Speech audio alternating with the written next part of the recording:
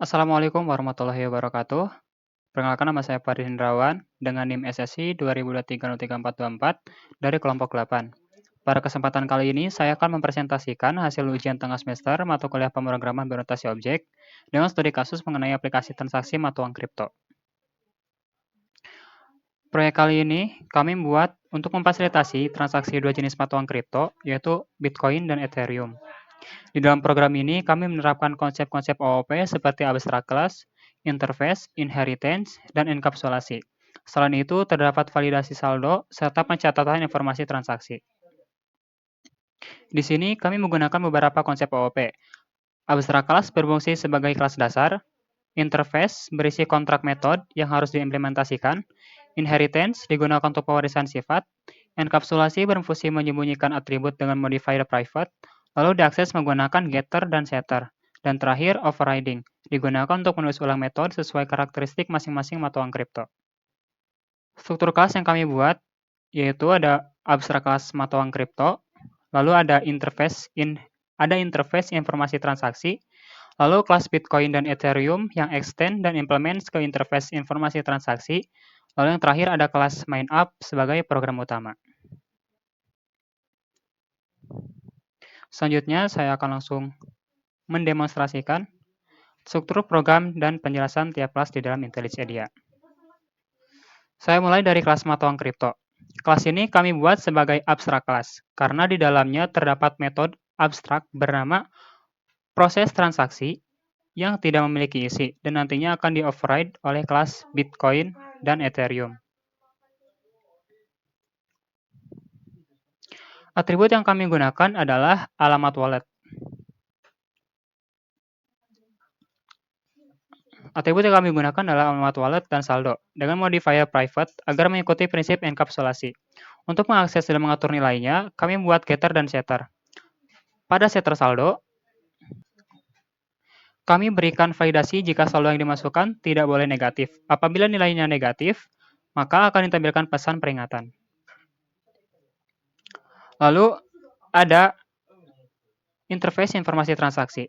Kami membuat interface bernama informasi transaksi. Interface ini hanya berisi deklarasi metode getInfoTransaksi yang wajib diimplementasikan oleh kelas Bitcoin dan Ethereum. Berikutnya kami membuat kelas Bitcoin. Kelas ini extend atau mewarisi mata uang kripto dan implements atau menerapkan interface informasi transaksi. Dengan begitu, Bitcoin memiliki akses ke atribut dan metode dari mata uang kripto, sekaligus wajib mengisi metode dari informasi transaksi. Di sini kami melakukan overriding terhadap metode proses transaksi. Di dalamnya terdapat pengecekan saldo.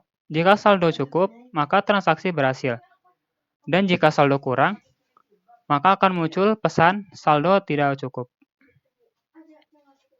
Lalu untuk metode getInfoTransaksi, kami mengimplementasikan untuk menampilkan informasi wallet dari saldo Bitcoin. Kelas Ethereum konsepnya sama dengan kelas Bitcoin. Di sini juga extend mata uang kripto dan implements ke interface informasi transaksi. Yang membedakan adalah di sini ada isi dari metode proses transaksinya. Pada proses transaksi Ethereum, selain saldo dikurangi sesuai jumlah transaksi, saldo juga akan dipotong biaya administrasi sebesar 0,001.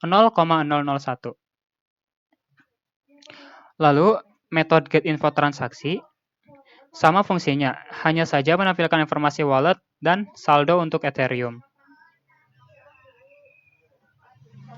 Lalu yang terakhir, kami membuat kelas MainApp untuk menjalankan program. Di sini kami membuat objek Bitcoin dan Ethereum. Lalu, kami lakukan proses transaksi dan cetak informasi transaksi masing-masing. Setelah transaksi dilakukan, kami panggil metode getInfoTransaksi untuk menampilkan hasil saldo terbaru setelah transaksi. Baik, selanjutnya akan saya jalankan program dan kita lihat bersama hasilnya di konsol.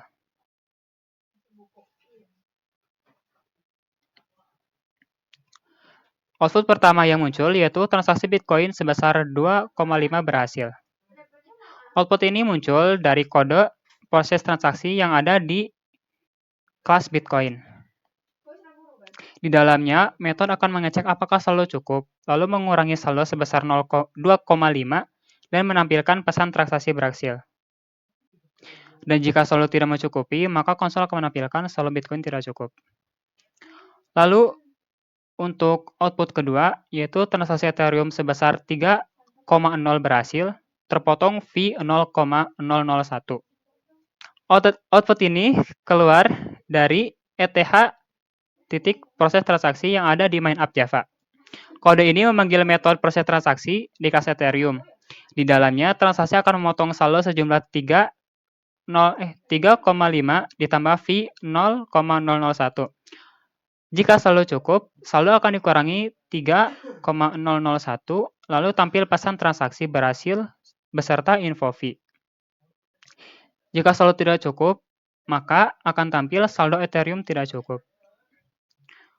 Lalu, ada output Bitcoin Wallet BTC123 saldo 8.0. Kode penyebab dari output ini yaitu dari sistem out print in yang ada di main app Java. Metode get info transaksi dipanggil untuk menampilkan alamat wallet dan saldo Bitcoin setelah transaksi. Lalu yang terakhir yaitu Ethereum Wallet ETH456 saldo 4.999.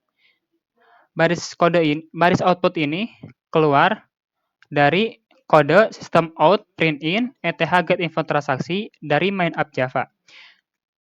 Metode get info transaksi dipanggil untuk menampilkan alamat wallet dan saldo Ethereum setelah transaksi 3,0 ditambah fee 0,001.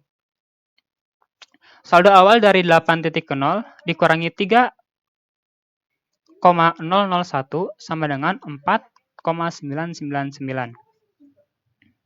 Dan terakhir, proses finish with exit kode 0, artinya program berjalan sukses tanpa error.